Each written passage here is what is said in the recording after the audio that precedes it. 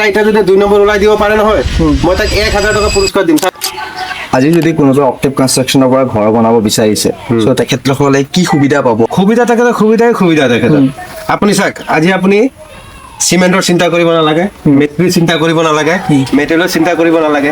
আজি আপুনি চাব আপুনি নিজে যদি ঘৰটো বনায় আপুনি বালিৰ গাড়ীৰ কাৰণে আপুনি ৰখি থাকে, বালিয়ালে কয় দাদা বালিটো আজি নহ'ব, বৰষুণ হৈ গৈছে, পানী হৈ গৈছে নদীত, আমি বালি দিব নোৱাৰিম। শিলা লাগিব, মোৰ মেচিন বেয়া হৈছে, শিল ভাঙিব পৰা নাই, আপোনাক দিব পৰা নাই। আমাক আপুনি ঘৰ বনোৱাৰ দায়িত্ব দি দিয়ক, আপুনি আৰামছে ঘূৰি থাকক। আপুনি ৱৰ্ল্ড টুৰ কৰে, গুৱাহাটী যায়, মেঘালয় ফুৰিব যায়, দিল্লী ফুৰিব যায়, আপুনি ফুৰি থাকক। আপুনি পচন্দ কৰিব ডিজাইন, আপুনি মেটেৰিয়েল চইচ কৰিব যে মোক গ্ৰিল এনেকা লাগিব, মেটেৰিয়েল কিনিও মানে তেখেতৰ চইচ, যোনে ঘৰ বনাব চব তেখেতৰ চইচ।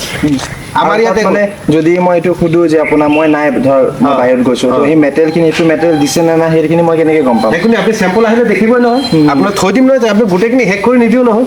এতিয়া আপুনি পেলাইছে, এতিয়া আপুনি আহিছে, আমি এতিয়া 1 নম্বৰ, এতিয়া আমাৰ এতিয়া চাওক এটা এতিয়া যদি 2 নম্বৰ ওলাই দিব পাৰে নহয় মই তাক 1000 টকা পুৰস্কাৰ দিম। চাওক আমাক কি আপনি ঘুৰি থাকো, আপনাৰ এনেকা ঘৰ বনাই দিন, সপোনৰ ঘৰ। আপুনি কৰবাতে বাট দি এজন মানুহ ঘৰ চালেও ক'ব যে নাই ঘৰটো বহুত ধুনীয়া ঘৰ বনাইছে, কোনে বনাইছে? ঘৰ বনাইছো, মালিক পুৰা হেপী, একদম ফুল হেপী মালিক, মানে মালিক যিমানৰ ঘৰ এইফালে মালিক অলৰেডি আছে।